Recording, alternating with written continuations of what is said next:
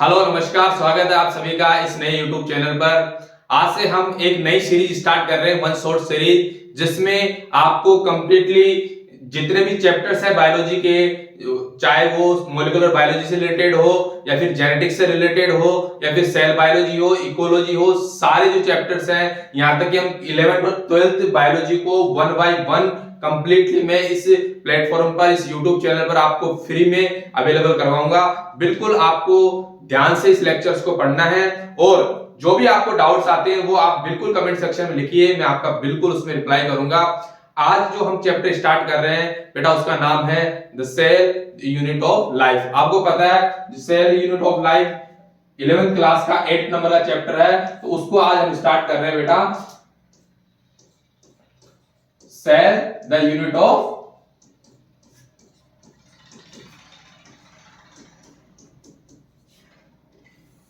ठीक है। तो यहां पर हम इस चीज को स्टार्ट कर रहे हैं। तो यहां पर सबसे पहले बात कर लेते हैं सेल होती क्या है। बिल्कुल बेसिक से पढ़ेंगे, कोई चिंता करने वाली बात नहीं है। किसी प्रकार का जो भी कंफ्यूजन है, आप बिल्कुल जो भी आपका डाउट है वो कमेंट सेक्शन में डालिएगा, मैं आपको कमेंट सेक्शन में भी रिप्लाई दूंगा या फिर नेक्स्ट वीडियो जो होगा उसमें आपके डाउट को मेंशन कर दिया जाएगा, ठीक है। तो आज हम बिल्कुल बेसिक से स्टार्ट करेंगे कि किस प्रकार से एक जो सेल होती है वो द यूनिट ऑफ लाइफ क्यों कहलाती है। यहाँ पे क्या है, चैप्टर का नाम क्या है बेटा, चैप्टर के नाम से हम स्टार्ट करते हैं, ठीक है। तो चैप्टर का नाम क्या है, cell the unit of life. तो इसका मतलब होता है कि जो सेल है या कहीं कहीं पर एक जो यूनिट ऑफ लाइफ कहा गया, जीवन की इकाई को कहा गया है। क्यों कहा गया है इसके बारे में, ऐसा क्यों बोला जाता है कि cell the unit of life कहलाती है, इसको क्यों माना जाता है कि ये जीवन की इकाई है। तो इसका मतलब ये होता है कहीं कहीं जो सेल होती है वो अपनी किसी भी जो जीव होता है उसकी बेसिक फंडामेंटल स्ट्रक्चर को रिप्रेजेंट करती है, ठीक है ना। तो आप कभी भी मान लीजिए डेफिनेशन आपने 5th क्लास या 9th क्लास 10th क्लास में भी आपने काफी पढ़ चुके होंगे, आपकी ऑफलाइन क्लासेस में भी आपने देख चुके होंगे, ठीक है। तो वहां पर भी आपने काफी डेफिनेशंस देख ली होंगी, लेकिन आज आपको मैं बिल्कुल क्लियर ये चीज बताने जा रहा हूं कि सेल का मतलब यही होता है कि it is the basic fundamental and structural unit of the life. आपको मैं एनसीईआरटी की लाइन टू लाइन ही पढ़ाऊंगा और जो भी इंफॉर्मेशन जो भी एक्स्ट्रा होती है, जो कि नीट एग्जाम में जो भी सिलेबस से बाहर पूछी जाती है, वो आपको मैं यहाँ पर बताने की कोशिश करूंगा। और यहां तक आपको मान लेना है बेटा कि एनसीईआरटी से बाहर नीट एग्जाम में कुछ भी नहीं जाता है। आपको सिर्फ मान लेना है 96 to 98% जो होता है वो पूरा सिलेबस एनसीईआरटी से ही आता है। तो आपके लिए जो रामबाण का काम करेगा, जो भी आपको बिल्कुल अच्छे से, अगर आपको लेक्चर्स तैयार करने हैं, आपको चैप्टर्स तैयार करने हैं, तो आपको एनसीईआरटी को बेस मानना ही पड़ेगा। और एनसीईआरटी को अगर आपने स्किप किया तो कहीं ना कहीं आप उसकी लैंग्वेज से पीछे छूट जाओगे, ठीक है ना। तो इस वजह से क्या होता है कि एनसीईआरटी के हम लाइन टू लाइन पढ़ेंगे। जो भी आपके डाउट्स हैं उनको आप क्लियरली यहाँ पे मेंशन करो, मैं आपको उनको क्लियर करूंगा, ठीक है। तो चलो अपने चैप्टर्स पे आते हैं। हम बात कर रहे हैं सेल के बारे में। तो बेटा आपको मैं एक जनरल एग्जांपल देता हूं कि जैसे मान लीजिए आप अपनी स्किन को हल्का सा बाहर निकालते हैं, तो आपको पता चलेगा, जब आप इनको माइक्रोस्कोप पे देखोगे तो आपको पता चलेगा कि आपके जो भी स्किन आपने यहां से आपके हाथ से ली है उसमें हंड्रेड्स ऑफ सेल्स आ जाएंगे, ठीक है ना, हंड्रेड्स ऑफ सेल्स आ जाएंगे। इसका मतलब ये होता है कि जितने भी लिविंग ऑर्गेनिज्म होते हैं इस धरती पे, ठीक है ना, सारे के सारे किससे बने होते हैं, सेल्स से बने होते हैं, ठीक है। तो हम इस चैप्टर को इस प्रकार से डिवाइड कर रहे हैं बेटा। सबसे पहले हम जानेंगे जो इंट्रोडक्शन है सेल के बारे में, जितना भी इंट्रोडक्शन है बेटा, ठीक है ना। सेल एक्चुअली होती क्या है, किसने सेल को खोजा था, सबसे पहले सेल को किसने देखा, उसके बाद में बेटा बात करेंगे टाइप्स ऑफ द सेल्स, ठीक है, टाइप्स ऑफ द सेल्स के बारे में बात करेंगे, ठीक है। तो सबसे पहले बेटा हम बात कर लेते हैं, यहाँ पे इंट्रोडक्शन की बात कर लेते हैं, ठीक है ना। तो सबसे पहले जो सेल को खोजा गया था बेटा, वो 1665 में किसने देखा था, रॉबर्ट हुक ने देखा। किसने देखा था बेटा, जो रॉबर्ट हुक साइंटिस्ट थे, उन्होंने सबसे पहले किसको देखा था बेटा, सेल्स को देखा था, ठीक है। सबसे पहले सेल्स को किसने देखा था, रॉबर्ट हुक ने देखा, ठीक है।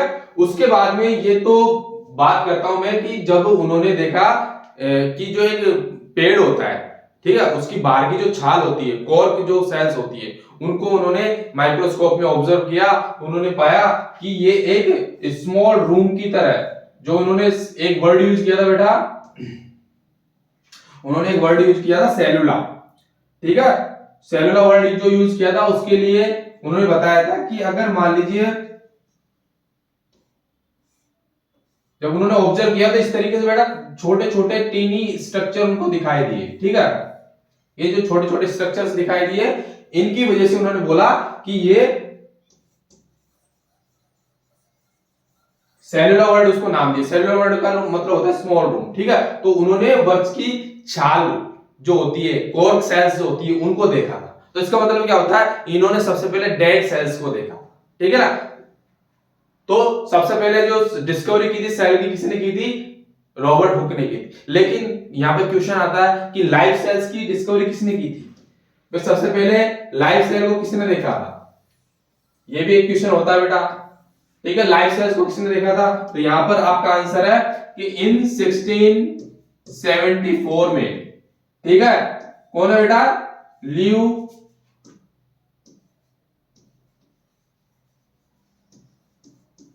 लीवेनहॉक, एंटोन लीवेनहॉक ने सबसे पहले लाइव सेल को देखा था बेटा। किसको देखा था, लाइव सेल को देखा था,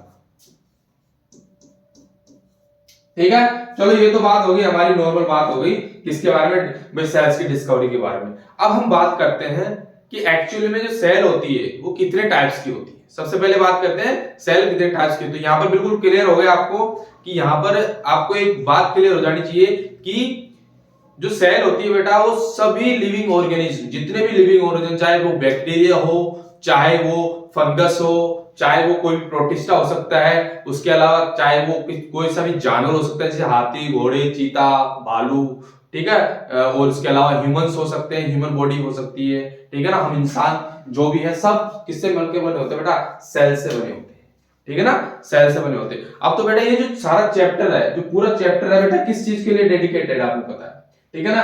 ये जो सारा चैप्टर है बेटा, ये किस चीज के लिए डेडिकेटेड है आपको पता है, किस चीज के लिए डेडिकेटेड है, बिल्कुल आपको सेल के स्ट्रक्चर के बारे में पढ़ना है। मैं आपको नेक्स्ट स्लाइड्स में आपको सेल के स्ट्रक्चर के बारे में बताऊंगा, ठीक है ना, बिल्कुल अच्छे तरीके से सेल के अंदर कौन कौन से ऑर्गन्स पाए जाते हैं, किस तरीके से हमको उनकी स्टडी करनी है, ठीक है ना। अब हम सबसे पहले बात कर लेते हैं जो एनसीईआरटी की लाइन कुछ कहती है, ठीक है ना, एनसीईआरटी क्या कहती है सेल के बारे में, ठीक है, तो उनको बारे में हम बात कर लेते हैं। तो बेटा सबसे पहले बात करते हैं कि एनसीईआरटी क्या बोलती है इसके बारे में, ठीक है। तो सबसे पहले आपको मैं बता देता हूं कि यहां पर हम एनसीईआरटी के बेस पे ही चलेंगे, बिल्कुल एनसीईआरटी से बाहर नहीं जाएंगे, और एनसीईआरटी की लाइन टू लाइन पढ़ेंगे। जो भी आपको एक्स्ट्रा इंफॉर्मेशन होगी मैं यहाँ पे बताऊंगा आपको, ठीक है। तो यहाँ पे मैं बात करता हूं बेटा कि अगर मान लीजिए आप the cell the unit of life, ये चैप्टर है, ठीक है ना, इसमें हमको डिवीजन मिल रखे हैं। सबसे पहले व्हाट इज सेल, सेल के बारे में जानने की कोशिश करेंगे।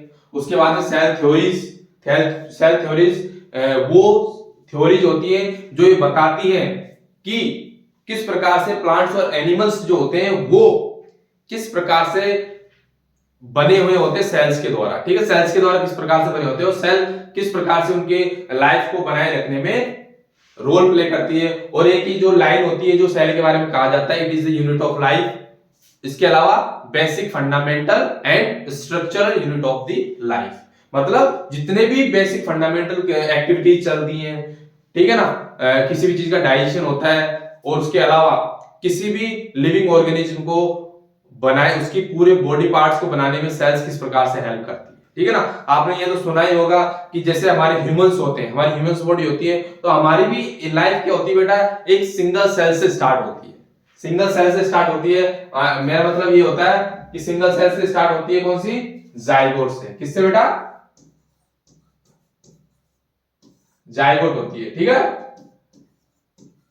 आपको ये जब हम बायोलॉजी के चैप्टर पढ़ेंगे, कौन से वाले, sexual reproduction in the flowering plant और ह्यूमन रिप्रोडक्शन के बारे में जब पढ़ेंगे, जब आपको जाइगोट के बारे में बिल्कुल पता चलेगा किस प्रकार से स्पर्म सेल और ओवम सेल्स जो होती है मिलकर जाइगोट बनाती है, और जाइगोट आगे डिवाइड होते होते एक कंप्लीट एक ह्यूमन बॉडी का निर्माण करती है, ठीक है।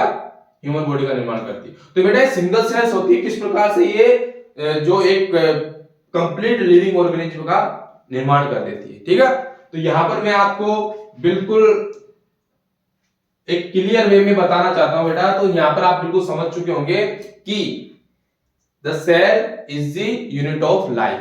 ठीक है ना, अब वो किस तरीके से होते हैं वो आगे हम लेक्चर में पढ़ेंगे। ठीक है, तो यहां पे देखो बेटा, यहां पे दिया गया है when you look around you see both living and non-living things। ठीक है, you must have wondered and asked yourself what is the that makes an organism living or what it is that inanimate। यहाँ पे एक word है बेटा, इसको ध्यान रखना, inanimate। ठीक है, inanimate, यहाँ पे एक वर्ड है inanimate। अभी जो inanimate वर्ड है बेटा वो नॉन लिविंग के लिए यूज किया जाता है, नॉन लिविंग के लिए यूज किया जाता है। इसका मतलब यह जिसमें सेल्स पाई जाती हैं वो तो लिविंग ऑर्गेनिज्म हो गया, और जिसमें सेल्स नहीं पाई जाती है वो नॉन लिविंग हो गया। मतलब जो भी जीवित जीव होता है जिसके अंदर सेल्स पाई जाती है, कोशिकाएं पाई जाती है, उनको तो आप बोल सकते हो लिविंग ऑर्गेनिज्म बोल सकते हो, और जिनके अंदर सेल्स नहीं पाई जाती है उनको आप क्या बोल सकते हो, नॉन लिविंग ऑर्गेनिज्म बोल सकते हो। ठीक है ना, उसके बाद में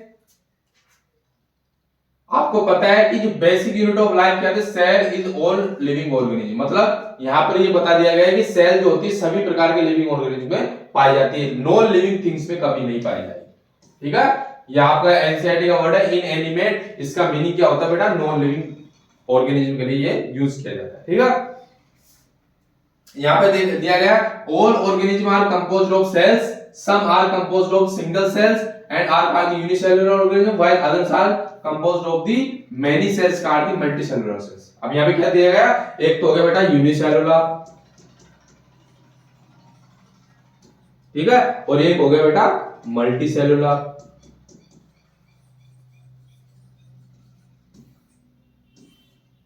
ठीक है, एक तो यूनिसेलुलर हो गया, एक मल्टीसेलुलर हो गया। यूनिसेलुलर मतलब क्या होता है, ऐसे ऑर्गेनिज्म जो सिंगल सेल से बने होते हैं, जैसे कि बेटा बैक्टीरिया हो गए। ठीक है, ठीक है, ऐसे लिविंग ऑर्गेनिज्म जो सिंगल सेल से बने होते हैं वो क्या कहलाते हैं, यूनिसेलुलर कहलाते हैं। और ऐसे लिविंग ऑर्गेनिज्म जो एक से ज्यादा सेल से बने होते हैं वो क्या कहलाते हैं बेटा, मल्टीसेलुलर कहलाते हैं। और उनको उनके एग्जांपल क्या होते हैं, ह्यूमन हो सकता है, ठीक है, एलिफेंट हो सकता है बेटा, क्या हो सकता है, एलिफेंट हो सकता है, ठीक है, एलिफेंट हो सकता है, जिराफ हो सकता है, जितने भी लिविंग ऑर्गेनिज्म, प्लांट्स हो सकते हैं, वो मल्टीसेलुलर ऑर्गेनिज्म होते हैं। ठीक है, तो यहां तक आपको समझ में आया। और सेल के बारे में आपको मैंने बता ही दिया कि सिंगल सेल जो होती है, अगर मान लीजिए यूनिसेलुलर ऑर्गेनिज्म होगा वो अपना सेल्फ एग्जिस्टेंस भी रखेगा, इंडिपेंडेंट एग्जिस्टेंस भी रखेगा। तो यहां पर आपके एनसीईआरटी में जो लाइन दी गई है वो देखो बेटा, unicellular organism are capable of the independent existence and performing essential functions of life. ठीक है ना, तो सिंगल सेल होगी वो हमेशा इंडिपेंडेंट एग्जिस्टेंट रखे, मतलब वो किसी भी सेल्स पे डिपेंड नहीं रहेगी। जितनी भी एक केमिकल एक्टिविटीज होती है सिंगल सेल्स के अंदर ही चलेगी। सॉरी, जितने भी मतलब जैसे कि मान लीजिए, अगर मान लीजिए किसी भी बैक्टीरिया उसको मान लीजिए फूड एब्जॉर्ब करना है, फिर किसी भी तरीके से अपना फूड बनाना है, तो वो सिंगल सेल्स के अंदर ही चलेगा। डाइजेस्ट करना है किसी भी फूड मटेरियल को तो भी सिंगल सेल के अंदर ही चलेगा। ठीक है ना, और जितने भी फंक्शंस होंगे वो सिंगल सेल्स के अंदर ही चलेंगे। अब मैं आपको टू टाइप्स की सेल बताऊंगा बेटा। कौन सी? टू टाइप्स की मैं सेल्स बता रहा हूं। ठीक है, टू टाइप्स की सेल्स बताऊंगा जिसमें आपको ये पता चलेगा बेटा, जिसमें आपको ये पता चलेगा कि कौन कौन से ऐसे ऑर्गेनिज्म होते हैं जिनमें प्रोकैरियोटिक सेल्स पाई जाती है और कौन कौन से ऐसे ऑर्गेनिज्म होते हैं जिनमें यूकैरियोटिक सेल्स पाई जाती है। ठीक है, तो यहां पर बेटा मैंने कुछ डायग्राम बनाने की कोशिश की है, तो यहां पर आपको मैं दिखा रहा हूं। तो यहां पे डायग्राम जो है, सबसे पहले आपको मैं ये दिखाता हूं प्रोकैरियोटिक सेल जो कि बैक्टीरिया सेल्स होती है, और यूकैरियोटिक सेल्स जो होती है वो प्लांट्स हो सकती है, एनिमल्स हो सकती है, यहां तक कि फंगाई सेल्स भी हो सकती है। ठीक है, और प्रोटिस्टा सेल्स भी आपको पता ही है। ठीक है, तो अब हम क्या कर रहे हैं, हम ये डिवाइड कर रहे हैं। ठीक है ना, सबसे पहले हमने जान लिया कि भाई सेल्स की खोज किसने की थी, रॉबर्ट हुक ने की थी। उसके बाद लाइफ सेल्स को किसने देखा था, किसने देखा था बेटा? एंटोन लीeuwenhoek ने देखा था। ठीक है, उसके बाद में आपको एक जो भी जैसे जैसे हम चैप्टर्स में आगे बढ़ेंगे धीरे धीरे, तब आपको मैं ये चीज पढ़ाऊंगा कि कौन कौन से सेल ऑर्गन्स होते हैं। ठीक है ना, सेल मेम्ब्रेन क्या होती है, सेल वॉल क्या होती है, या फिर ग्लाइकोकैलिक्स लेयर क्या होती है, साइटोप्लाज्म क्या होता है, धीरे धीरे हम पढ़ेंगे। तो यहाँ तक तो हमने बेटा एक तरीके से ओवरव्यू देख लिया पूरा चैप्टर का, और आपको यहाँ तक पता चल चुका होगा कि इस चैप्टर में क्या क्या पढ़ने वाले हैं। हम इस चैप्टर में कंप्लीटली सेल के बारे में पढ़ेंगे। तो यहाँ पर मेजरली आपको मैं बता देता हूँ बेटा कि कितने टाइप की सेल्स होती है। यहाँ पर 2 टाइप्स की सेल्स होती है। पहली होती है प्रोकैरियोटिक और दूसरी होती है यूकैरियोटिक। कौन सी होती है बेटा? पहली जो टाइप की जो सेल्स होगी वो बोलेंगे बेटा प्रोकैरियोटिक सेल्स।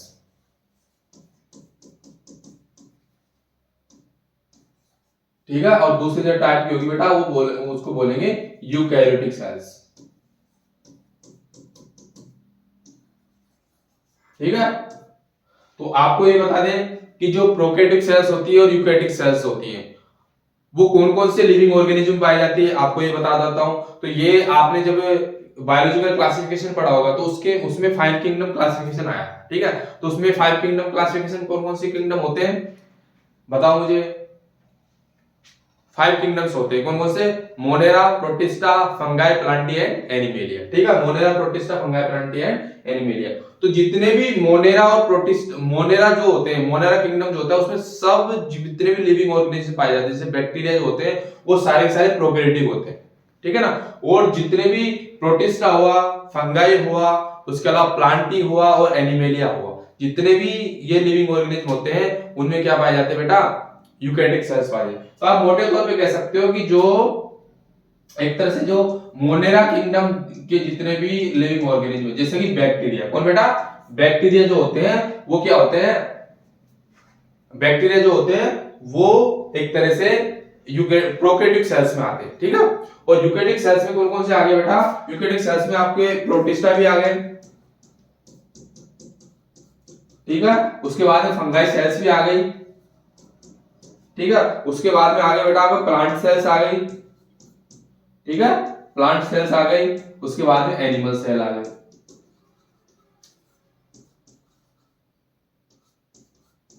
ठीक है, प्लांट सेल, एनिमल सेल, ये दोनों चीजें आ गई।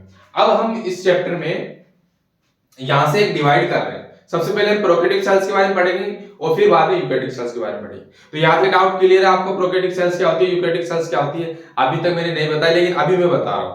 तो बेटा जब हम बात कर रहे हैं कि types of the cells, 2 types की सेल्स होती है, लेकिन आपको ये ध्यान रखना है कि 2 टाइप्स की सेल्स होती है, प्रोकैरियोटिक और यूकैरियोटिक। दोनों में अंतर क्या है ये हमको जानना है। दोनों प्रोकैरियोटिक और यूकैरियोटिक में अंतर क्या है? तो बेटा सबसे पहले यहाँ पे सीधा सीधा जो अंतर होता है बेटा वो होता है कि यहाँ पर मेम्ब्रेन बाउंड न्यूक्लियस नहीं पाया जाता। मतलब इसके अंदर न्यूक्लियस जो होता है वो एब्सेंट रहता है, और जो यूकैरियोटिक सेल्स होती है उसमें मेम्ब्रेन बाउंड न्यूक्लियस प्रेजेंट होता है। ठीक है, उसके अलावा बेटा दूसरा, ये तो होगा पहला डिफरेंस। सबसे पहले जो आप डिफरेंस करोगे वो सबसे पहला डिफरेंस क्या हो सकता है कि यहां पर मेम्ब्रेन बाउंड जो न्यूक्लियस होता है वो प्रेजेंट होता है। ठीक है ना, और यहां पर मेम्ब्रेन बाउंड न्यूक्लियस प्रेजेंट नहीं होता। और दूसरी बात क्या होता है बेटा? दूसरी बात ये होती है कि यहां पर इसका जो डीएनए होता है वो न्यूक्लियस मेम्ब्रेन के अंदर, न्यूक्लियर मेम्ब्रेन के अंदर प्रेजेंट होता है, और यहां पर इसका जो डीएनए होता है बेटा वो इसके साइटोप्लाज्म में फैला हुआ रहता है। समझ में आएगा यहाँ पे? अब हम क्या करेंगे, सबसे पहले प्रोकैरियोटिक सेल्स को लेंगे।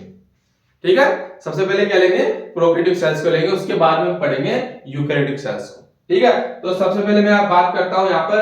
तो ये आप डायग्राम देख लीजिए बेटा। तो यहाँ पर सबसे पहले जो आउटर लेयर होती है वो ग्लाइकोकैलिक्स कहलाती है, फिर बाद सेल मेम्ब्रेन आती है, फिर सेल वॉल आती है, फिर साइटोप्लाज्म आता है। ठीक है ना, ये तो सेल लेयर्स हो गई। तीनों के तीनों क्या हो गए बेटा? सेल लेयर्स होगी, जो आपको यहाँ पर भी देखने को मिल जाएगी। ठीक है ना, यूकैरियोटिक सेल्स में। उसके बाद में जो अंदर जो सेमी लिक्विड मटेरियल्स होता है, मैं आपको यहाँ पे एक ओवरव्यू दे रहा हूं। हम 1 बाय 1 चीजों के बारे में पढ़ेंगे, एनसीईआरटी की लाइन टू लाइन पढ़ेंगे। आपको कोई भी डाउट होता है बेटा आप कमेंट सेक्शन में बोल देना। ठीक है ना, मैं उसका रिप्लाई जरूर दूंगा, और नेक्स्ट वीडियो में उस डाउट को हम इंक्लूड कर लेंगे। ठीक है ना, तो यहाँ पर आप ध्यान देने की कोशिश कीजिए कि ये तो होती है प्रोकैरियोटिक सेल्स, जिसको बैक्टीरिया सेल्स आती है। ठीक है, मोनेरा किंगडम में आ गया। और ये होती है यूकैरियोटिक सेल्स, जिसमें प्रोटिस्टा हो गया, फंगाई हो गया, प्लांट सेल हो गया और एनिमल सेल हो गया। ये सारी चीज आती है, ठीक है ना। अब बात करते हैं यहां पर इसके सेल ऑर्गेनल्स की बात करते हैं, इसमें कौन कौन से सेल ऑर्गेनल्स प्रेजेंट होते हैं और इसमें कौन कौन से सेल ऑर्गेनल प्रेजेंट होते हैं, ठीक है। दोनों में क्या क्या डिफरेंस होता है, और दोनों में आपने मेन डिफरेंस तो देख ही लिया है, इसमें न्यूक्लियस प्रेजेंट होता है, इसमें न्यूक्लियस प्रेजेंट नहीं होता। मैं आपको एनसीईआरटी के डायग्राम्स भी दिखाऊंगा, ठीक है ना, और उसके अलावा मैं आपको बैक्टीरिया सेल्स भी दिखाऊंगा। ये तो मेरे खुद के द्वारा, हाथ के द्वारा बनाई है, आपको बिल्कुल प्रिंटेड एक एचडी इमेज भी दिखाई जाएगी, ठीक है ना। उसमें भी आप अच्छे से क्लियर हो जाएगा आपको कि किस तरीके से प्रोकैरियोटिक और यूकेरियोटिक सेल्स होती है, ठीक है ना। तो यहाँ पर बेटा एक स्पेशलाइज्ड स्ट्रक्चर होती है, ध्यान रखना, इसके बारे में पढ़ेंगे म्यूजियोम के बारे में। एक स्पेशलाइज्ड स्ट्रक्चर होती है जो कि जो सेल मेम्ब्रेन होती है बेटा, वो उसकी इनफोल्डिंग होती है, मतलब जो सेल मेम्ब्रेन होती है अंदर की तरफ इनफोल्ड हो जाती है, फोल्ड हो जाती है, जिससे क्या होती है एक स्ट्रक्चर बनती है जिसको बोलते हैं म्यूजियोम। क्या बोलते हैं? म्यूजियोम। जो इसके डीएनए रेप्लिकेशन, रेस्पिरेशन और कुछ चीजों को बाहर निकालने में हेल्प करती है, ठीक है, और कुछ चीजों को बाहर निकालने में हेल्प करती है। उसके बाद राइबोसोम्स होते हैं। तो आपको मोटे तौर पे मैं बता देता हूं कि राइबोसोम जो होते हैं प्रोकैरियोटिक सेल्स में 70S टाइप के पाए जाते हैं। कितने टाइप के? 70S टाइप के पाए जाते हैं। और जो यूकेरियोटिक सेल्स होती हैं उसमें जो राइबोसोम मिलते हैं बेटा वो 80S टाइप के मिलते हैं, ठीक है ना। अभी वो 80S क्या होता है, 70S क्या होता है, वो हम पढ़ेंगे, ठीक है ना। उसके जो हम डिटेल में पढ़ेंगे जब मैं आपको समझाऊंगा, ठीक है ना। और इसके अंदर क्या होता है बेटा, इसमें मूवमेंट के लिए एक स्ट्रक्चर पाया जाता है जिसको बोलते हैं फ्लैजिला। क्या बोलते हैं बेटा? फ्लैजिला, ठीक है। फ्लैजिला के 3 पार्ट्स होते हैं। एक तो होती है बेटा बेसल बॉडी, जो सेल मेम्ब्रेन और सेल वॉल के अंदर बिल्कुल फिट होती है। उसके बाद में दूसरा पार्ट होता है हुक, जिसके द्वारा ये मूवमेंट करती है। और सबसे बड़ा पार्ट जो होता है बेटा वो होता है फिलामेंट, ठीक है। ज्यादा कंफ्यूज होने की जरूरत नहीं है, इसमें बिल्कुल आपको क्लियर रखना है। प्रोकैरियोटिक सेल्स और यूकेरियोटिक सेल्स के अंदर जितना भी डिफरेंस है मैंने आपको बिल्कुल डायग्राम के माध्यम से दिखा दिया है। आपको बिल्कुल ज्यादा थ्योरी रखने की जरूरत नहीं है, और बिल्कुल एग्जैक्टली आप एक डायग्राम बनाओ और दोनों में स्पष्ट क्लियर रखो, माइंड में याद रखो कि यूकेरियोटिक सेल्स में क्या होता है, न्यूक्लियस प्रेजेंट होता है, प्रोकैरियोटिक सेल्स में न्यूक्लियस प्रेजेंट नहीं होता है, ठीक है। यही मेन अंतर होता है, तो मेन डिफरेंस जो होता है वो यही होता है कि इसमें न्यूक्लियस एब्सेंट होता है और इसमें न्यूक्लियस प्रेजेंट होता है, ठीक है। तो इन चीजों के बारे में मैंने आपको वन बाय वन बता दिया। उसके अलावा बेटा कुछ स्मॉल स्मॉल स्ट्रक्चर्स होती हैं, ठीक है, स्मॉल स्मॉल मूवमेंट स्ट्रक्चर होती है जिसको बोलते हैं पिलीज। क्या बोलते हैं बेटा? पाइली बोल सकते हो, पिली बोल सकते हो, ठीक है। ये जो स्ट्रक्चर्स होती है ये मूवमेंट में तो हेल्प करती नहीं है। जो बैक्टीरिया अगर मूव करेगा, किसी भी वाटर में मूव करेगा, वो किसकी सहायता से करेगा बेटा? फ्लैजिला की सहायता से करेगा। किसकी सहायता से करेगा? फ्लैजिला की सहायता से आगे बढ़ेगा, ठीक है। अब बताओ यहां तक कोई डाउट आपको? सबसे पहले हमने क्या पढ़ा? सबसे पहले सेल के बारे में जाना। सेल क्यों basic, fundamental and structure unit of life होती है, ठीक है ना। यूनिट ऑफ लाइफ क्यों कहा जाता है? सबसे पहले सेल को किसने देखा था? ठीक है, कॉर्क सेल में किसने देखा था? रॉबर्ट हुक ने देखा था। डेड सेल्स को देखा था। उसके बाद लाइव सेल्स को किसने देखा था? एंटन वॉन लीगनहॉक ने देखा था, ठीक है। वो चीज हम पढ़ चुके हैं, वो हमने ओवरव्यू देख लिया पूरे सेल का, ठीक है। अब बात करते हैं प्रोकैरियोटिक कितने टाइप्स की सेल्स होती है? 2 टाइप्स की सेल्स होती है, प्रोकैरियोटिक एंड यूकैरियोटिक सेल्स होती है, ठीक है।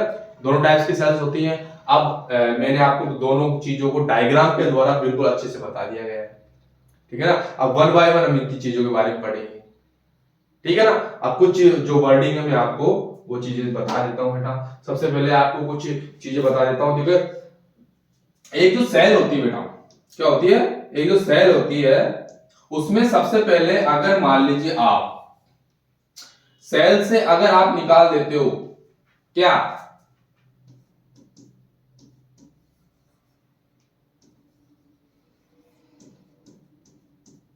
अगर सेल से आप सेल लेयर्स को निकाल देते हो तो क्या बचता है बेटा? उसको बोलते हैं प्रोटोप्लाज्म, ठीक है। सेल से आपने सेल लेयर्स को निकाल दिया तो प्रोटोप्लाज्म बच गया।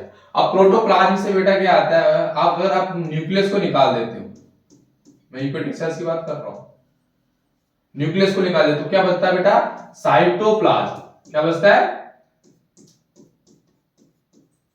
साइटोप्लाज्म बता। अगर साइटोप्लाज्म से आप जितने भी सेल ऑर्गन्स है, सेल ऑर्गेनल्स,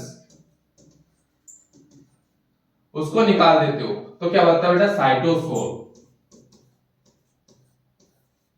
जिसके अंदर क्या होते हैं, मैक्रो एंड माइक्रो न्यूट्रिएंट्स होते हैं।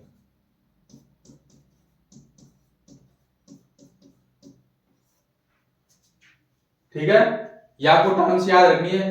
कई कई बार क्या होता है, बच्चे कंफ्यूज होते हैं, बेटा सर प्रोटोप्लाज्म क्या होता है, साइटोप्लाज्म क्या होता है, साइटोसोल क्या होता है। ठीक है ना, तो इस वजह से क्या होता है कि आपको ये चीज बिल्कुल अच्छे से ध्यान रखनी है कि सेल से अगर आप सेल लेयर्स निकाल दोगे, सेल लेयर्स में क्या क्या हो सकता है बेटा, सेल लेयर्स में आपको ग्लाइकोकैलिक्स जो लेयर होती है, इसके बारे में पढ़ेंगे बेटा अभी। ठीक है, ग्लाइकोकैलिक्स जो लेयर होती है वो, एक तो वो हो सकती है लेयर्स, ठीक है, और दूसरी जो होती है बेटा वो सेल मेम्ब्रेन हो सकती है। ठीक है, और तीसरी जो होती है बेटा वो सेल वॉल होती है।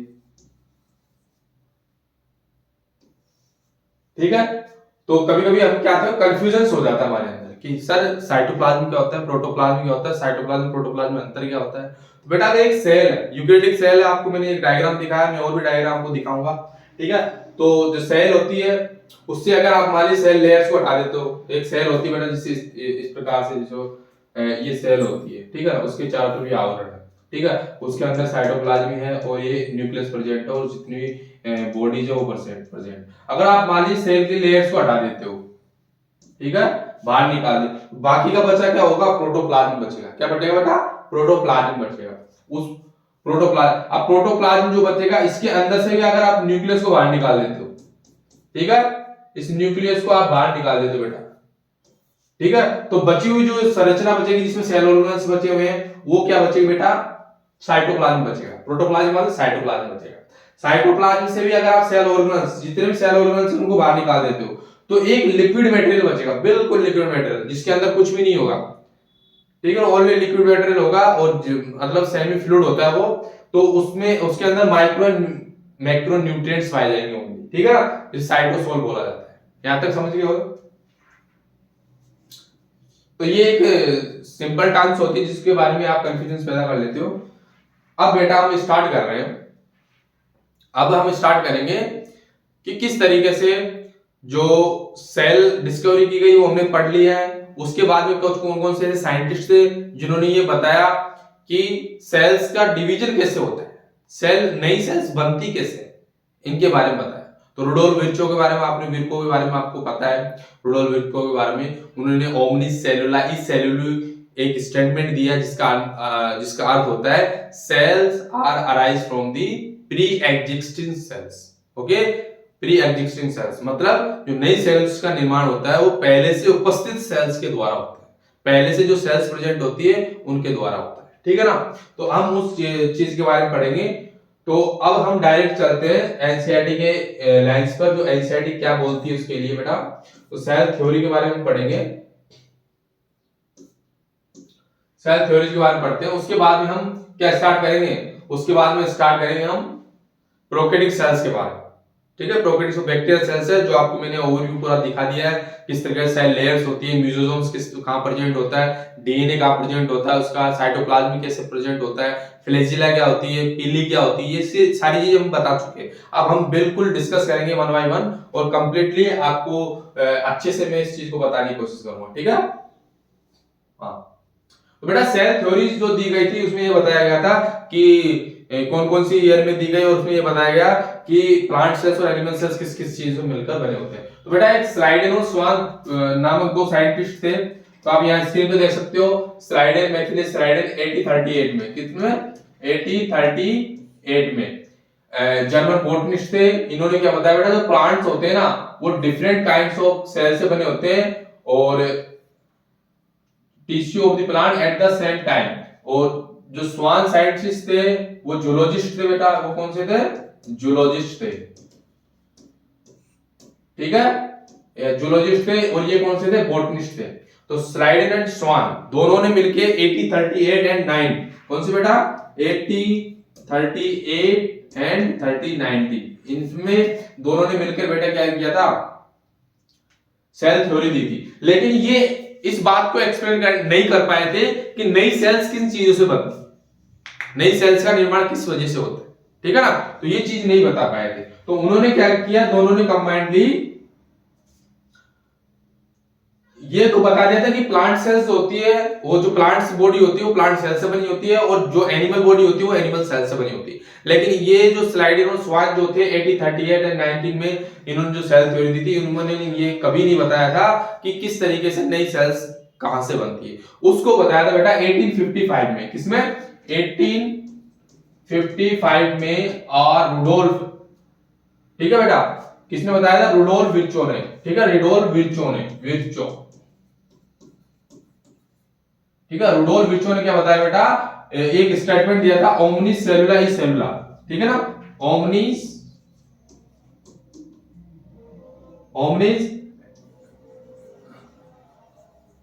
सेलुला ई सेलुलिन,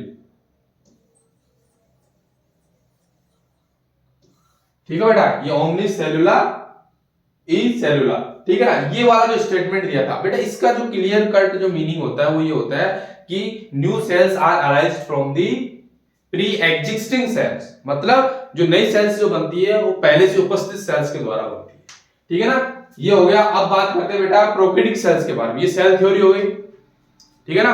अब हम प्रोकैरियोटिक सेल्स को डिटेल में स्टडी करते हैं। तो डिटेल में स्टडी करते हैं तो उसके पहले मैंने आपको एक डायग्राम तो बता ही दिया है, ठीक है ना।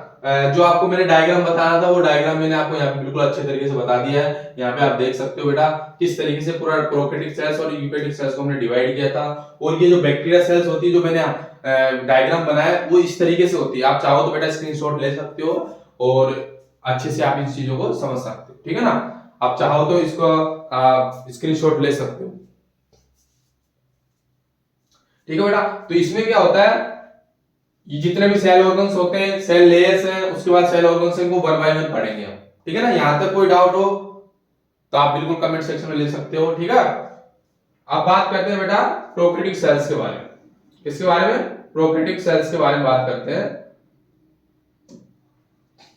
ठीक है। प्रोकैरियोटिक सेल्स के बारे में बात करते हैं। तो प्रोकैरियोटिक सेल्स जो होती है बेटा, जितने भी बैक्टीरिया होते हैं प्रोकैरियोटिक सेल्स में, सबसे मेजर जो ग्रुप आता है, सबसे ज्यादा संख्या में अगर जो चीज पाई जाती है वो होते हैं बेटा बैक्टीरिया होते हैं। क्या होते हैं?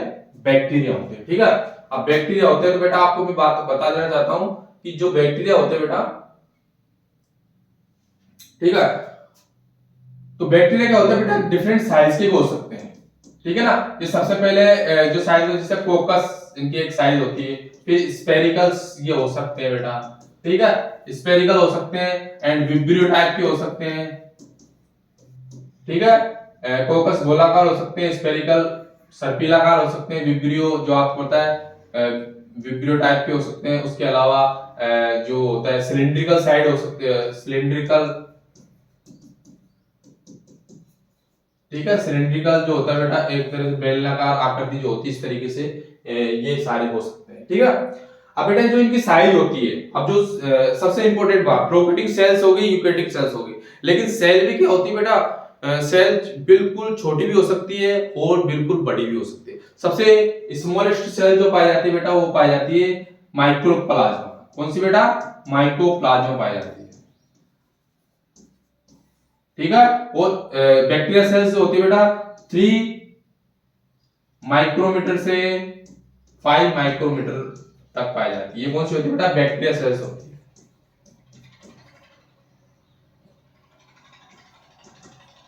अब तक की सबसे लॉन्गेस्ट सेल्स कौन सी होती है बेटा? लॉन्गेस्ट सेल्स होती है नर्व सेल्स। जिराफ की नर्व सेल्स हो सकती है और उसके अलावा जो ह्यूमन की नर्व सेल होती है वो भी काफी बड़ी होती है, ठीक है ना। उसके अलावा बेटा जो लार्जेस्ट सेल्स होती है एग ऑफ ऑस्ट्रिच होती है। लार्जेस्ट सेल जो बड़ी सेल्स होती है ना वो एग ऑफ ऑस्ट्रिच, शतुरमुर्ग का जो अंडा होता है उसको हम बड़ी सेल्स मानते, उससे बड़ी सेल्स अब तक कोई ज्ञात नहीं है, ठीक है, एग ऑफ ऑस्ट्रिच, ठीक है। तो यहां पर हम देख सकते हैं बेटा, उसके अलावा देखो यहाँ पे देखो वायरस के लिए 0.02 से 0.01 और पीपीएलओ, ठीक है ना, pleuro pneumo like organism 0.1 micrometre. Mycoplasma कितनी पाई जाती है बेटा? 0.1 माइक्रोमीटर, ठीक है। हाँ, इनको आप याद रखना क्योंकि ये कभी भी एमसीक्यू में पूछे जा सकते हैं, ठीक है। तो प्रोकैरियोटिक सेल्स के बारे में आपको मैं बिल्कुल स्ट्रक्चर उसके बारे में समझा चुका हूं और बाकी की जो डिटेल्स है वो अभी आपको बता दी गई है। अभी बात करते हैं बेटा प्रोकैरियोटिक सेल्स के बारे में, डायरेक्टली बात करते हैं कौन कौन सी ऐसी चीज है जो आपको बैक्टीरिया के बारे में जानना है। ठीक है, तो सबसे पहले जो इसकी जो स्ट्रक्चर के बारे में हम अलग अलग तरीके से जानते हैं वो ये है कि यहाँ पर दो ग्रुप में हम डिवाइड कर सकते हैं। एक तो बेटा क्या होता है कि सेल लेयर्स को हम अलग कर, ठीक है, सेल लेयर्स को अलग कर दें। ठीक है, उसके बाद में हम इसके प्रोटोप्लाज्म के बारे में पढ़े। प्रोटोप्लाज्म के अंदर इनके अंदर आती है डीएनए आ गया, प्लाज्मिड, एक इस पे स्पेशल स्ट्रक्चर होती है बेटा प्लाज्मिड, और इसके अंदर मैंने आपको बताया बेटा कि अंदर एक घुमावदार संरचना होती है जिसको माइक्रो क्या बोलते हैं बेटा, मिजोजोम बोला जाता है। क्या बोला जाता है? मिजोजोम बोला जाता है। ठीक है, मिजोजोम बोला जाता है, मिजोजोम यहाँ पे स्ट्रक्चर होती है। और सेल लेयर से बेटा सबसे पहले आती है ग्लाइकोकैलिक्स। क्या आती है? ग्लाइकोकैलिक्स। अब बेटा यहाँ पे कंफ्यूज होने की बिल्कुल जरूरत नहीं है। यहाँ पर मैं आपको अब प्रोकैरियोटिक सेल्स के बारे में बता रहा हूँ। प्रोकैरियोटिक सेल्स क्या होती है? एक बैक्टीरिया सेल्स होती है, ठीक है ना, और यूकैरियोटिक सेल्स आपने ह्यूमन हो गया, प्लांट्स हो गए, ये यूकैरियोटिक सेल्स में आते हैं। अब हम 1 बाय 1 पढ़ रहे हैं, पहले प्रोकैरियोटिक सेल्स देख रहे हैं, उसके बाद में हम यूकैरियोटिक सेल्स देख रहे हैं। ठीक है, तो यहाँ पर हम सबसे पहले बात करते हैं प्रोकैरियोटिक सेल्स में सेल लेयर, जो इसके कोशिकाओं का जो आवरण होते हैं, इनके चारों तरफ जो लेयर्स होती हैं उनके बारे में पढ़ रहे हैं। तो ग्लाइकोकैलिक्स जो होती है बेटा एक चिपचिपी लेयर होती है, इसके चारों तरफ क्या होती है बेटा, जो चिपचिपी लेयर होती है। मान लीजिए इस तरीके से मैं इसको कोटिंग करता हूं, ठीक है, चिपचिपी लेयर होती है बेटा। तो उसको क्या बोल सकते हैं बेटा कि अगर मान लीजिए चिपचिपी है, अगर बैक्टीरिया एक फेवरेबल कंडीशन में पड़ा हुआ है, मतलब वातावरणीय परिस्थितियां अनुकूल है उसके, ठीक है ना, फेवरेबल कंडीशंस में, तब तो ये बिल्कुल चिपचिपी टाइप की होगी, तब तो इसको बोलते हैं स्लिम लेयर। क्या बोलते हैं बेटा? स्लिम लेयर बोला जाता है। ठीक है, अगर मान लीजिए क्रिटिकल इन्वायरमेंटल कंडीशन है, ठीक है, क्रिटिकल एनवायरमेंटल कंडीशन उसको बोला जाता है बेटा कैप्सूल। मतलब ये जब वातावरणीय परिस्थितियां जो होती है, जो क्रिटिकल एनवायरमेंटल कंडीशंस हो जाती हैं, जब बैक्टीरिया को अधिक टेम्परेचर का एहसास हो या कम लो टेम्परेचर का एहसास हो, तो उसके चारों तरफ क्या होते हैं बेटा, जो ग्लाइकोकैलिक्स लेयर होती है ना, वो बिल्कुल एक सॉलिड कवरिंग में चेंज हो जाती है, बिल्कुल हार्ड कवर में चेंज हो जाती है, उसको बोलते हैं बेटा कैप्सूल बोला जाता है। ठीक है, अब बात करते हैं दूसरी होती है, ठीक है, दूसरी जो होती है बेटा उसको बोलते हैं सेल मेम्ब्रेन।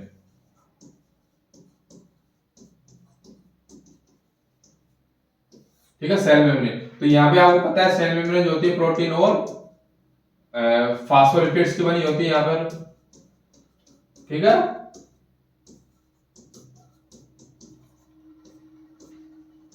ठीक है, तो यहाँ की जो सेल मेम्ब्रेन होती है उसके अंदर स्टिरोल्स वगैरह तो नहीं पाए जाते, लेकिन 5 रिंग वाले होपेनोइड्स पाए जाते हैं बेटा। होपेनोइड्स एक केमिकल्स होते हैं, पॉलीसेकेराइड्स की तरह होते हैं, तो ये होपेनोइड्स पाए जाते हैं। आपको ये याद रखना है कि होपेनोइड्स जो होते हैं सेल मेम्ब्रेन के अंदर पाए जाते हैं, स्टिरोल्स वगैरह। ठीक है, और जो थर्ड जो होता है इसकी लेयर होती है बेटा सेल वॉल। यहाँ पे बहुत इंपॉर्टेंट चीज ध्यान रखनी पड़ेगी, जो इसके अंदर जो केमिकल पाया जाता है, जो मटेरियल पाया जाता है, उसके ऊपर क्वेश्चंस आते हैं हमेशा। तो ये आपको बिल्कुल ध्यान रखना है कि जो बैक्टीरिया की सेल वॉल होती है वो किसकी बनी होती है बेटा, पेप्टिडोग्लाइकेंस की। किसकी? पेप्टिडोग्लाइकेंस की, इसको ध्यान रखना है आपको। ठीक है, पेप्टिडोग्लाइकेंस की बनी होती है।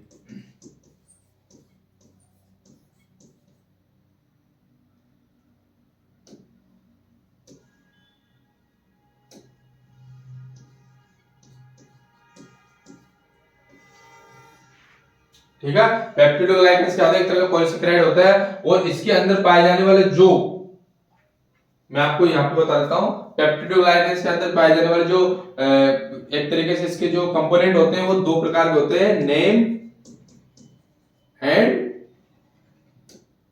सॉरी, इसके अंदर दो प्रकार से होते हैं बेटा, name and name.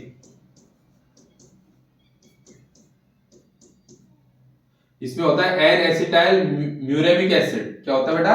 N acetyl muramic acid. ठीक है, और ये होता है एन एसिटाइल ग्लूकोजामीन।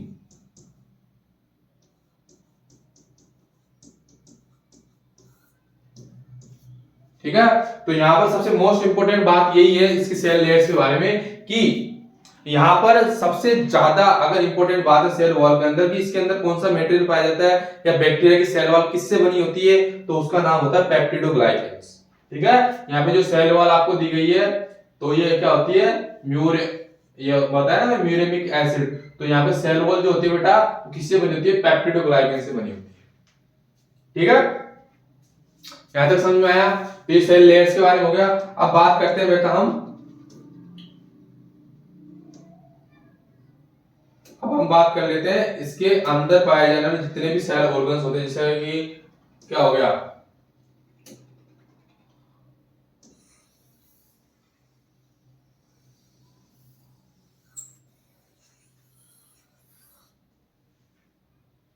ठीक है बेटा। अब इसके ये तो हमने सेल लेयर्स के बारे में बात कर ली। अब बात करते हैं किसके बारे में, इसके अंदर पाए जाने वाले सेल ऑर्गन्स के बारे में। सबसे पहले ले लेते हैं बेटा, सबसे पहले बात करते हैं किसके बारे में, इसके मीजोजोम के बारे में बात कर लेते हैं। किसके बारे में बात कर लेते हैं, मीजोजोम के बारे में। तो मीजोजोम जो होता है बेटा, ये क्या होती है, सेल मेम्ब्रेन की इनफोल्डिंग होती है। सेल मेम्ब्रेन की क्या होती है बेटा, इनफोल्डिंग। ठीक है, इनफोल्डिंग होती है, मतलब ये जो सेल मेम्ब्रेन होती है वो अंदर की तरफ थोड़ा इनफोल्ड हो जाती है, जिससे क्या होती है एक इस तरीके से एक लॉन्ग स्ट्रक्चर बन जाती है। ठीक है ना, इस तरह की स्ट्रक्चर बन जाती है। अभी जो मीजोजोम होती है बेटा वो किस किस में काम आती है, इसके डीएनए रेप्लिकेशन में हेल्प करती है। ठीक है, और इसके रेस्पिरेशन में हेल्प करती है बैक्टीरिया के। ठीक है, और कुछ मटेरियल सीक्रेशन में हेल्प करती है बेटा। ठीक है, ये जो कुछ इंपॉर्टेंट काम होते हैं जो मीजोजोम के होते हैं। ठीक है ना, ये मीजोजोम के काम होते हैं। ज्यादा डिटेल्स में आपको ज्यादा कंफ्यूज होने की जरूरत नहीं है। एक पॉइंट्स वाइज आप चीजों को याद रखो और हमेशा स्मार्ट नोट्स बनाने की कोशिश किया करो जिससे की पॉइंट्स आपको पता हो। ठीक है, और कभी भी इस तरीके से कंफ्यूज नहीं होना कि कोई और भी आपका स्टूडेंट्स जो फ्रेंड हो सकता है वो बड़ी बड़ी किताबें पढ़ रहा हूँ, बेटा कुछ नहीं होता। आपकी एनसीईआरटी वो रामबाण है। ठीक है ना, यहाँ से बाहर कुछ भी नहीं आता है। ठीक है, आपको जो भी है टीचर के गाइडेंस में अच्छे से आपको एक बार डिटेल्ड नोट्स पढ़ने, उसके बाद में एनसीईआरटी की लैंग्वेज ही आपको समझनी है। ठीक है, पहले क्या होता है कि आप पहले डिटेल्स में अपने नोट्स पढ़िए, फिर उसके बाद में एनसीईआरटी को पढ़िए। एनसीईआरटी तभी समझ में आएगी जब आपने डिटेल से पढ़ा, क्योंकि जो एनसीईआरटी की लैंग्वेज है बेटा वो थोड़ी कंसाइज रूप में दी हुई है, थोड़ा मतलब जब आप फर्स्ट टाइम पढ़ोगे तो उसको समझने में थोड़ी आपको डिफिकल्टी आ सकती है, या फिर आप उसमें थोड़ा कंफ्यूज हो सकते हो, क्योंकि उसमें कुछ चीजें बहुत डीप मीनिंग में दी हुई है। तो उसके लिए क्या होता है बेटा, आप पहले एनसीईआरटी पढ़ो, पहले नोट्स पढ़िए, उसके बाद में एनसीईआरटी पढ़िए। ठीक है, तो यहाँ पर मैंने आपको मीजोजोम के बारे में बता दिया। उसके बाद बेटा जो सेकंड मटेरियल आप बोल सकते हो इसका होता है डीएनए। ठीक है ना, इसका डीएनए क्या बोलते हैं बेटा, न्यूक्लियोइड बोलते हैं। क्या बोलते हैं, न्यूक्लियोइड बोलते हैं। ठीक है, और ये जो होता है बेटा डबल स्टैंडर्ड होता है और सर्कुलर होता है। सर्कुलर डीएनए पाया जाता है। ठीक है, और इसमें जो होते हैं बेटा स्टोन प्रोटीन्स जो होते हैं, स्टोन प्रोटीन जो होते हैं वो एब्सेंट होते हैं। ठीक है, स्टोन क्या होते हैं बेटा, एब्सेंट होते हैं। ठीक है, अब आपको पता चलना चाहिए कि जमाले डीएनए होता है इस तरह से।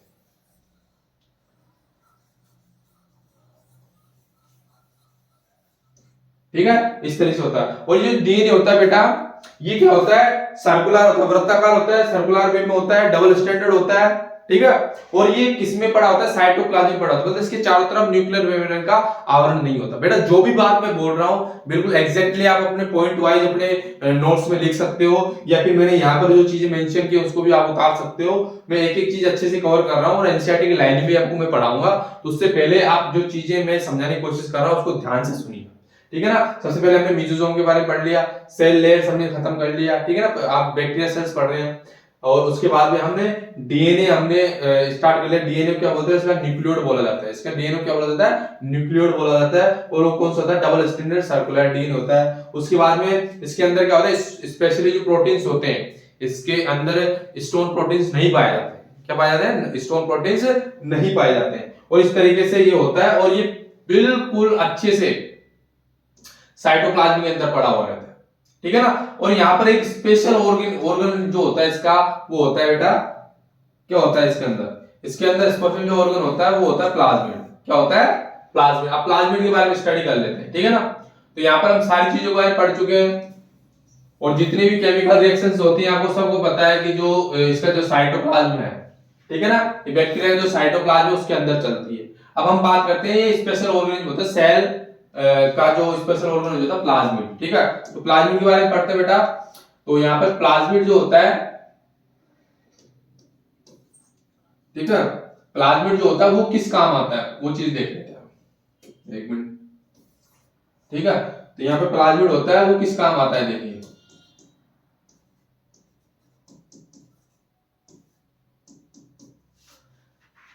इसको हम बोलते हैं कि ये एक स्पेशलाइज्ड सेल ऑर्गन होता है, ठीक है। ये क्या होता है कि स्पेशलाइज्ड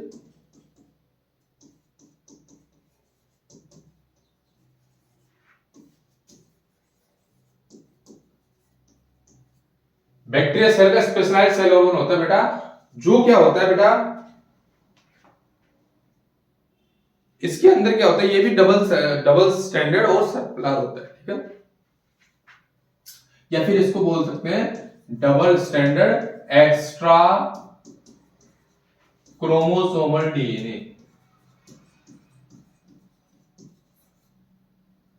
ये क्या होता है, double standard extra chromosomal DNA होता है, ठीक है ना। मतलब इसके न्यूक्लियोइड जो इसका डीएनए होता है, मेन न्यूक्लियोइड होता है, उसके अतिरिक्त प्लाज्मिड पाया जाता है बेटा। ये क्या होता है, डबल स्टैंडर्ड होता है, ठीक है।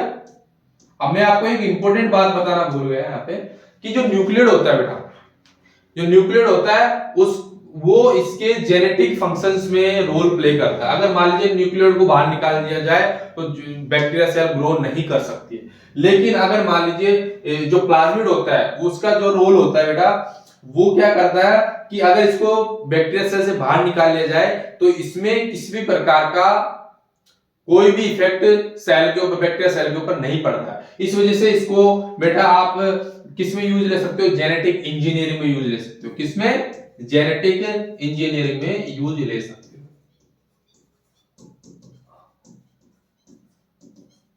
और इसका उपयोग कहां किया जाता है, जेनेटिक इंजीनियरिंग किया जाता है। ये बात आप कहां पढ़ोगे, जब आप 12th बायोलॉजी के 11th और 12th चैप्टर बायोटेक्नोलॉजी के जो चैप्टर पढ़ोगे वहां पर आप इसका अच्छे से मीनिंग समझ पाओगे कि ये जो प्लाज्मिड होता है बेटा, एज ए वेक्टर इस्तेमाल किया जाता है, सहायक रूप से इस्तेमाल किया जाता है। मतलब ये जो डीएनए ये जो होता है एक्स्ट्रा क्रोमोसोमल डीएनए, इसके अंदर किसी भी डिजायरेबल जीन को,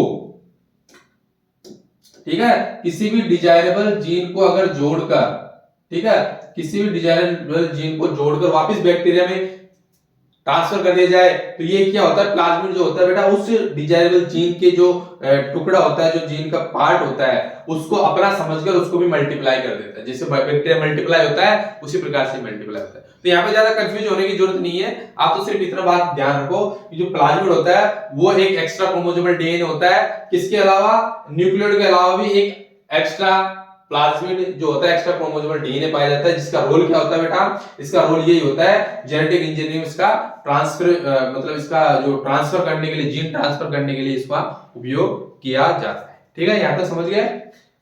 ठीक है, तो यहाँ पर हमने कंप्लीटली एक बैक्टीरिया सेल्स के बारे में बात कर चुके हैं। और साइटोप्लाज्म जो होता है बेटा, इसका साइटोप्लाज्म आपको मैंने बताया दिया, साइटोप्लाज्म किस तरीके से सेमी फ्लूइड होता है, जिसमें सारी केमिकल रिएक्शंस होती हैं वो सारी चलती हैं, ठीक है ना। और अब बात कर लेते हैं बेटा जो इसके अंदर पाया जाता है, इसमें बताया नहीं गया लेकिन मैं आपको बता दूं कि राइबोसोम के बारे में बात कर लेते हैं। ठीक है, तो यहाँ पे क्या होता है बेटा, तो राइबोसोम के बारे में अगर बात करते हैं तो राइबोसोम क्या होते हैं बेटा, इसमें 70S टाइप के पाए जाते हैं। किसके टाइप में पाए जाते हैं, 70S टाइप के पाए जाते हैं, जिसकी दो सब यूनिट्स होती है। मतलब इसको दो पार्ट्स में मिलते हैं बेटा, कौन से, 50S एंड 30S। ये S जो होता है वो स्वेडरमर्ग यूनिट होती है, स्वेडरमर्ग यूनिट होती है, जो बेटा इसकी डेंसिटी और साइज को रिप्रेजेंट करती है। मतलब जो S जो होती है वो किसको रिप्रेजेंट करती है बेटा, डेंसिटी, घनत्व, और इसकी साइज को रिप्रेजेंट करती है। ठीक है। तो राइबोसोम आपको इतना ध्यान रखना है कि जो बैक्टीरिया सेल्स होती है, जो प्रोकैरियोटिक सेल्स होती हैं, उनके अंदर जो राइबोसोम्स पाए जाते हैं वो 70S टाइप के पाए जाते हैं। कितने टाइप के पाए जाते हैं? 70S टाइप के पाए जाते हैं। ठीक है, यहां तक कोई डाउट आपको? बताइए आप।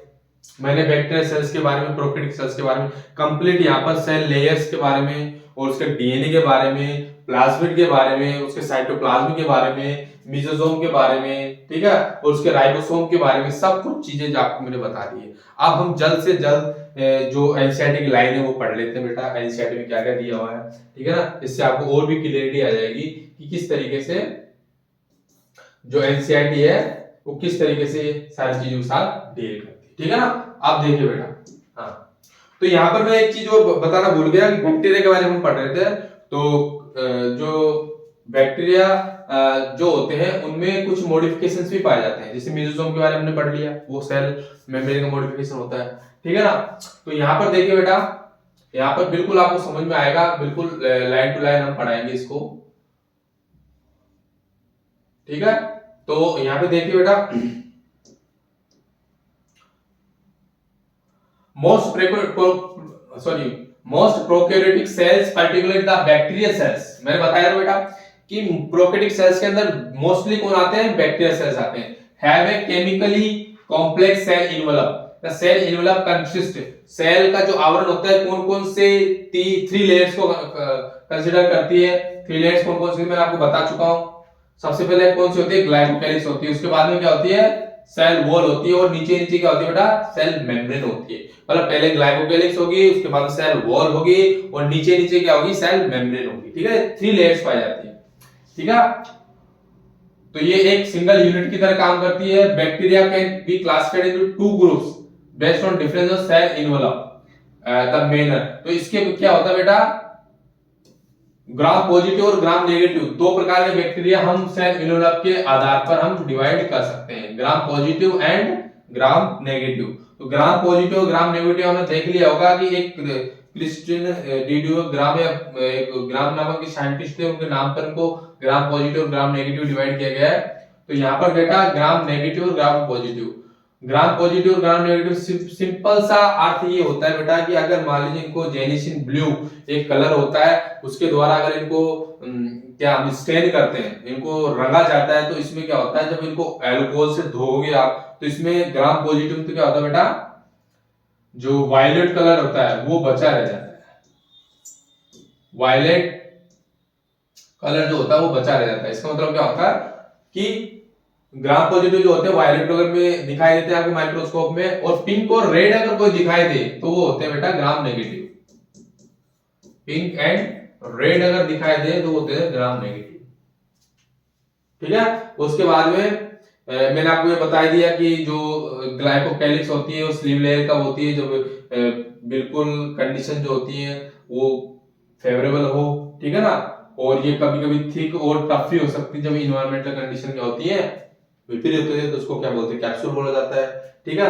और यहाँ पर बेटा क्या होता है? जो सेल वॉल होती है वो पेप्टिडोग्लाइकन की पाई जाती है। उसके अलावा मैंने आपको बताया मेसोसोम के बारे में। मेसोसोम क्या होते हैं बेटा? वेसिकल्स, ट्यूबुल्स और लेमिनेक, मतलब इसके जो मैंने आपको मेसोसोम बताया वो इस तरीके से एक स्ट्रक्चर होती है, ठीक है। तो उसमें क्या है? इसमें स्ट्रक्चर कौन कौन सी पाई जा सकती है बेटा? इसमें एक वेसिकल्स भी मिल सकती है, एक ट्यूबुल्स भी मिल सकती है, और सिस्टर्न भी मिल सकती है, ठीक है। इस तरह की सिस्टर्न इन स्ट्रक्चर से मिलकर बना होता है, ठीक है। डीएनए रेप्लिकेशन आपको मैंने बता दिया कि मेसोसोम का काम क्या होता है, ठीक है। काम क्या होता है? डीएनए रेप्लिकेशन में हेल्प करता है, और रेस्पिरेशन में हेल्प करता है, सिक्रेशन प्रोसेस में हेल्प करता है, और सरफेस एरिया को बढ़ाता है, और plasma membrane and enzymatic content के लिए हेल्प करता है। तो ये किसकी बात कर रहे हैं हम? ये बात कर रहे हैं मेसोसोम के बारे में। मेसोसोम एक स्ट्रक्चर होती है सेल मेम्ब्रेन की, क्या होती है? इनफोल्डिंग होती है, जो सेल साइटोप्लाज्म के अंदर तक वो क्या होती है बेटा? फैली हुई रहती है, ठीक है ना। और मैं आपको लास्ट स्लाइड में डिस्कस कर चुका हूं, ठीक है। तो यहाँ पर क्या होता है? इसका काम क्या होता है बेटा? इसका डीएनए रेप्लिकेशन का काम हो सकता है, रेस्पिरेशन का काम हो सकता है, उसके अलावा सिक्रेशन प्रोसेसेस का काम हो सकता है, ठीक है। ये सारे काम इसके हो सकते हैं, ठीक है। अब बात करते हैं बेटा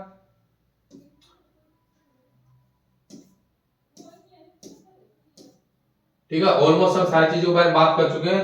अब हम नेक्स्ट जो लेक्चर होगा हमारा, अभी कोई चीज आपकी जो बच चुकी है वो हम नेक्स्ट लेक्चर में कवर कर देंगे। तो यहाँ तक हमने बेटा प्रोकैरियोटिक सेल्स के बारे में जान लिया, ठीक है ना। आपको कुछ डायग्राम में दिखा देता हूँ यहाँ पर, जो बैक्टीरिया सेल्स के अलावा जो ये यूकैरियोटिक सेल्स है जो हम नेक्स्ट लेक्चर में इसके बारे में पढ़ेंगे बेटा। ये किसके कौन सी सेल्स है बेटा, ये यूकैरियोटिक सेल्स। कौन सी सेल्स है, यूकैरियोटिक सेल्स,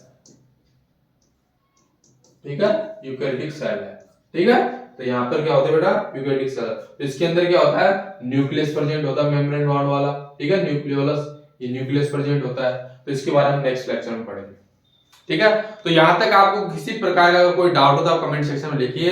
तो आज हम बेटा क्या फिनिश कर सकते हैं, आप बिल्कुल आज हमने ओवरव्यू ऑफ द सेल्स पढ़ा, ठीक है ना। उसके बाद में हमने कंप्लीटली प्रोकैरियोटिक सेल्स के बारे में जाना, पूरी बैक्टीरिया सेल्स को समझा, उसके अलग अलग सेल पार्ट्स को समझा है, ठीक है ना। और उसके अंदर प्रेजेंट जितने भी राइबोसोम्स होते हैं, मेसोसोम होते हैं, सारे स्ट्रक्चर को हम पढ़ चुके हैं। मतलब आज हमने प्रोकैरियोटिक सेल्स को बिल्कुल अलग से पढ़ चुके हैं। अब हम नेक्स्ट जो लेक्चर आएगा हमारा वन शॉट लेक्चर होगा, उसमें यूकैरियोटिक सेल्स को कवर करेंगे, ठीक है ना। तो यहाँ तक कोई भी डाउट हो तो आप कमेंट सेक्शन में लिख सकते हो। और thank you so much for watching our videos. और जितना हो सके उतना इस लेक्चर को आप शेयर कीजिए अपने दोस्तों के साथ, सभी इस लेक्चर का फायदा उठाएं और चैनल को सब्सक्राइब करें और लाइक करें और जितना हो सके इसको शेयर करें। मिलते हैं नेक्स्ट वीडियो में।